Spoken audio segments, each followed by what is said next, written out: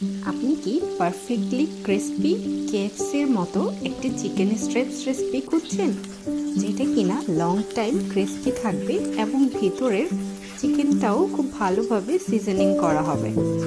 তাহলে এই ভিডিওটি আপনার জন্য। আসসালামু আলাইকুম, আমি তানিয়া। ফুড ডিপোর্টের আজকের ভিডিও দেখার জন্য আপনাদেরকে আমন্ত্রণ জানাচ্ছি।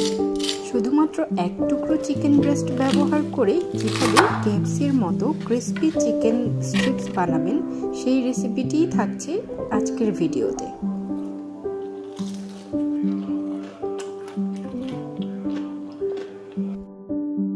চিকেন স্ট্রিপস বানানোর জন্য এখানে আমি মুরগির বুকের মাংস নিয়ে নিয়েছি এক পিস। আমি যে মাংসটা নিয়েছি, মাংসটা অনেকটাই মোটা, তাই আমি উপরে আলতোভাবে হাত দিয়ে চেপে ধরে ছুরির সাহায্যে চিকেন ব্রেস্টটাকে প্রথমে দুই ভাগ করে নিলাম। এখন এটাকে আমি লম্বালম্বিভাবে কেটে স্ট্রাইপসের শেপ দিয়ে দিচ্ছি।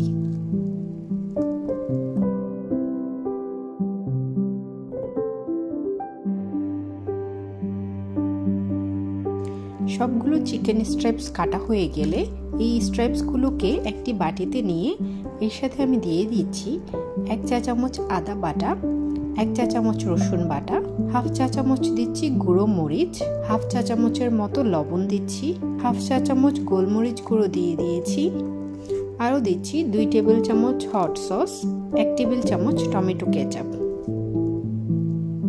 লবণটা আপনারা আপনাদের স্বাদ অনুযায়ী বাড়িয়ে বা কমিয়ে দিতে পারেন। সবগুলো মশলা খুব ভালোভাবে চিকেনের গায়ে মাখিয়ে নিচ্ছি। এভাবে চিকেনটা মাখানো হয়ে গেলে 3 থেকে 4 ঘন্টা চিকেনটা ম্যারিনেট হওয়ার জন্য রেখে দিব।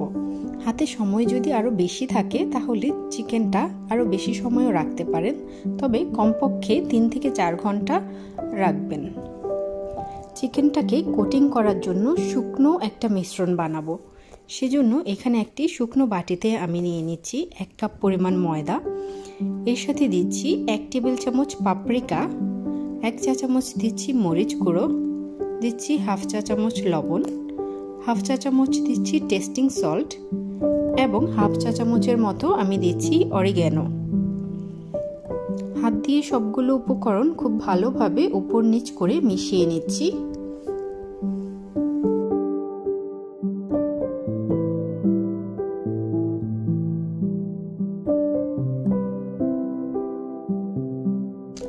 অন্য একটি বাটিতে একটি ডিম ভেঙে নিয়েছি, তার সাথে 2 টেবিল চামচের পানি দিয়ে দিয়েছি। খুব ভালোভাবে ডিম আর পানি একসাথে বিট করে নিচ্ছি।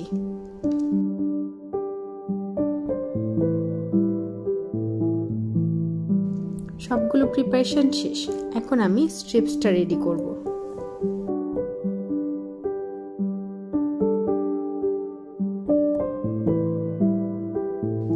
সেজন্য একটা একটা করে চিকেন স্ট্রাইপস নিয়ে নিচ্ছি।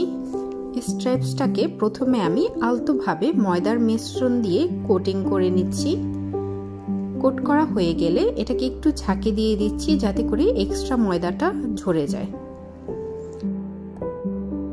এই চিকেন স্ট্রাইপসটাকে এবার ডিমের মিশ্রণের মধ্যে ডুবিয়ে নিচ্ছি।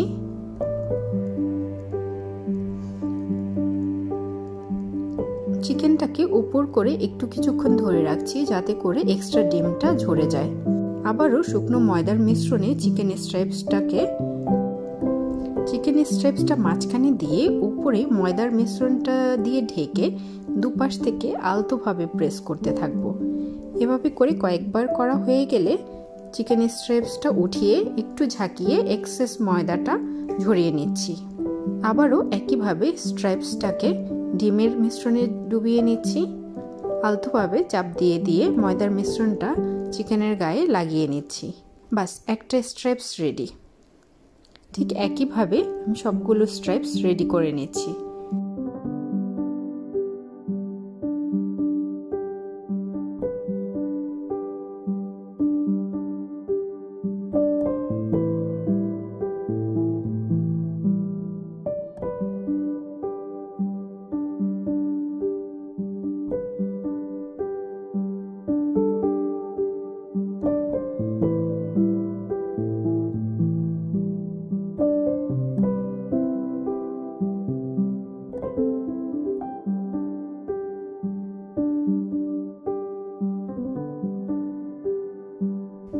চিকেন স্ট্রাইপস ভাজার জন্য একটি প্যানে বেশি করে তেল নিয়ে নিয়েছি।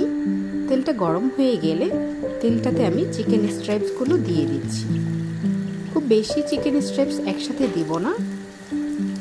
পারফেক্ট ক্রিস্পি চিকেন স্ট্রাইপসের জন্য অয়েলের টেম্পারেচারটা অনেক ইম্পর্টেন্ট, তাই অয়েলটাকে মিডিয়াম হাইতে রেখে স্ট্রাইপসগুলো ভাজতে হবে।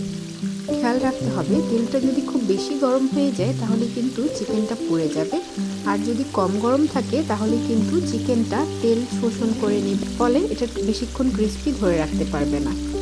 তাই চুলার হিটটা মিডিয়াম হাইতে রেখে 4 থেকে 5 মিনিট একটু সময় নিয়ে চিকেন স্ট্রাইপসগুলোকে উল্টে পাল্টে ভেজে নেবেন।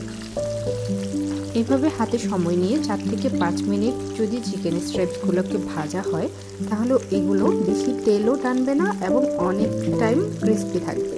তবে খেয়াল রাখতে হবে টেম্পারেচারটা যেন মেনটেন হয়, কোনোভাবেই যেন তেলটা খুব বেশি গরম না হয়।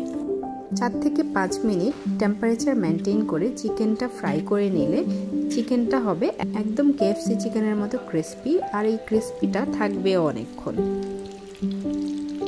আশা করি আমার আজকের চিকেন স্ট্রাইপস রেসিপিটি আপনাদের ভালো লেগেছে। ভালো লাগলে চ্যানেলটি সাবস্ক্রাইব করে পাশে থাকা বেল আইকনটি ক্লিক করে রাখুন।